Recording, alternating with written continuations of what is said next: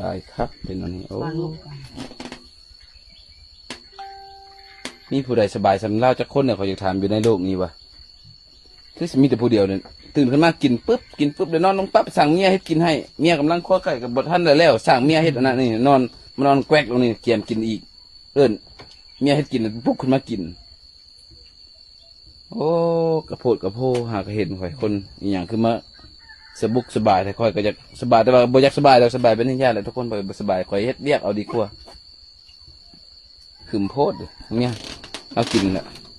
อย่าแล้วนอนแล้วเราให้กินนะไปเลยกลับก่อนบัดนี้โอ้ขึ้นน้ำเสาเถอะนอนแล้วกินแล้วนอนอาชีพเถอะสบายโพดสบายโพหากเห็นสบายเกินไปแล้วนะผมมีคำว่าบลำบากในหัวนะคนเลยยอมละไปเมื่อเป็นขึ้นได้ดอกเลย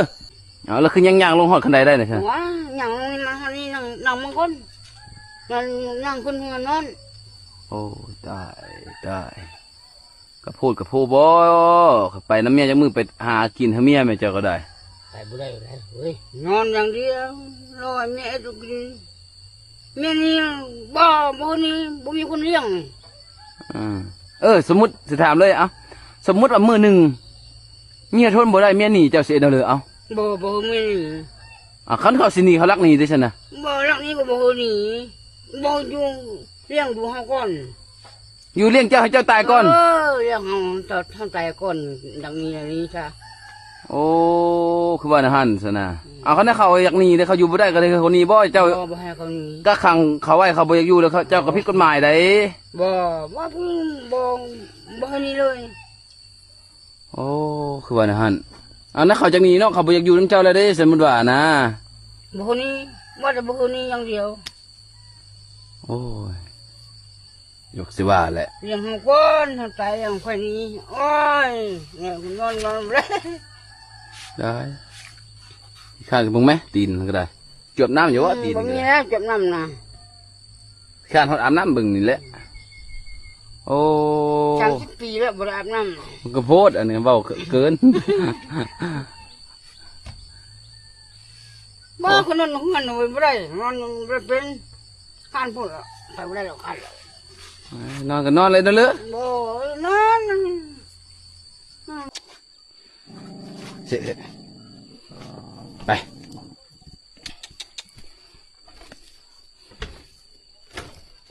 อยู่แท้เฮ้ยเห็นไหมโอ้เฮ้ยเอาถือมาให้เส้นงัว5 ขีดโอ้ตายแต่นอนตัวเนาะเมียไปกันเลยไปให้มึงเด้ตายแล้วทุกคนเลยเพี้ยหันเพี้ยคอฟฟี่ชินจะกินทาเมียได้หันบ่ฮะไปลงก่อนโอ้ตายครับเมียไปให้นอนอย่างเดียวไปจับมือเลยวะไปน้ำเมียกันเลยกระโพดเลยตัวนี้ยอมแล้วตายแต่นอนกินบ้านกินเมืองหลายวะนอนตลอดยุ่งน้ำตัวแหละ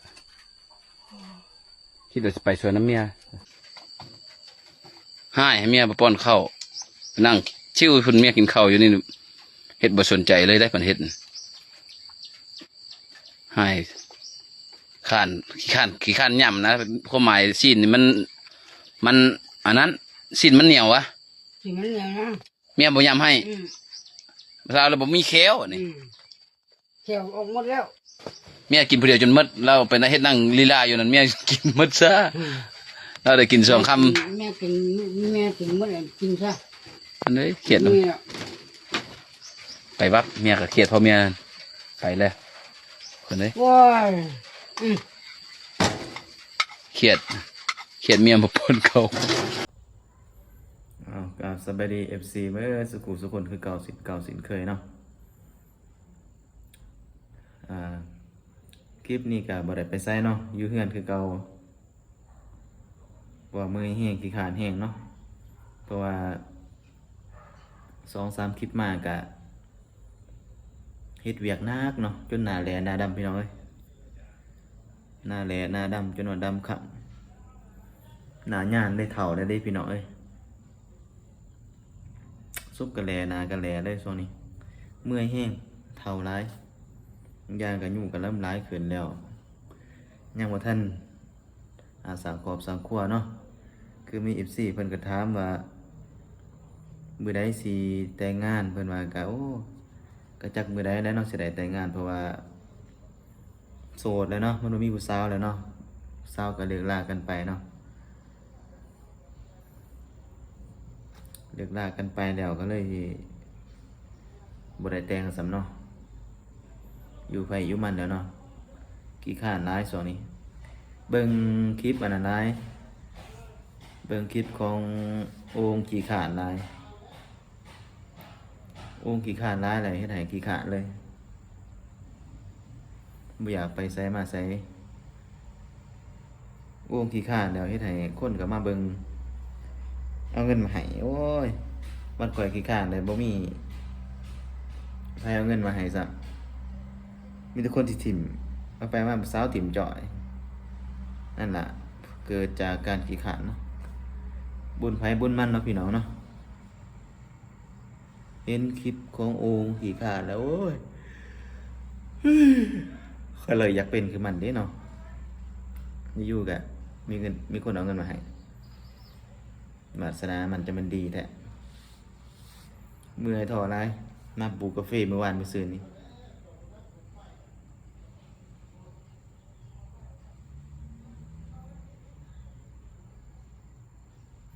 มื้อนี้ก็บ่ได้ปลูกเนาะมาอยู่เฮือนแล้วก็ได้มาพักอันนั้นบอนพักเนาะเมื่อยหลาย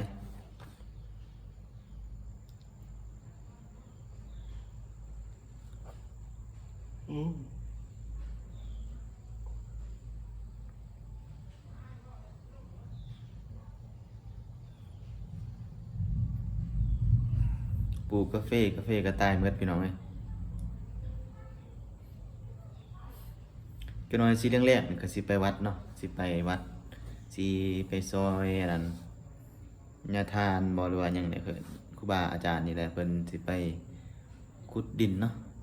ขุดดินเฮ็ดห้องน้ำเพราะว่าข่อยก็พักอยู่ในวัดเด้เคยพักอยู่ในวัดหั่นนะไปซอยเรือเพิ่นยามไปละไปการก็สิไปซอยเจ้าน้อยแหละเบิ่งโองขี้ขานหลายก็เมื่อยน่ะก็แม่นโอ้สิขี้ขานบ่อยากไปบ่เจ้าน้อยก็สิไปเบิ่งกันนะพี่น้องเนาะสิเบิ่งบอล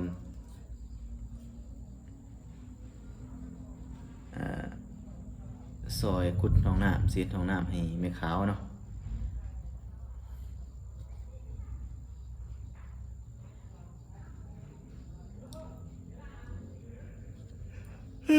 บ่ม่วนจิตบ่ม่วนใจเลยเงินคือสำคัญในโซนนี้บ่มีเงินใส่เนาะจักสิเฮ็ดจังได๋สิหาเงินได้พี่น้องเอ้ยโซนนี้อายุก็เฒ่าแก่ซาร่าเลยเงินติดตัวบ่มีจะกีบเลย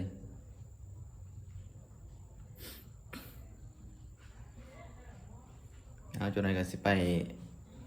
วัดก่อนเลยพี่น้องเอ้ยพบกันอยู่วัดคือเก่าสิพบกันตอนเฮ็ดเวียกเนาะโซนี้ก็ท้อแท้แห้งเลยตอนนี้นะที่หาจะได้ดีซื้อเลขก็บ่ถือโซนเอาสิไปเจอกันบอลสวยเวียกสวยงานเนาะอากาศจนก็ฝนก็ตกเนาะสิบ่ได้ไปเนาะเบิ่งอากาศฟ้าห้องครึมๆๆๆอยู่ตอนนี้นะ แต่ว่าซาลาเอาไปบอกก็บอก มาเฮาแปลก็ลองดู เสียง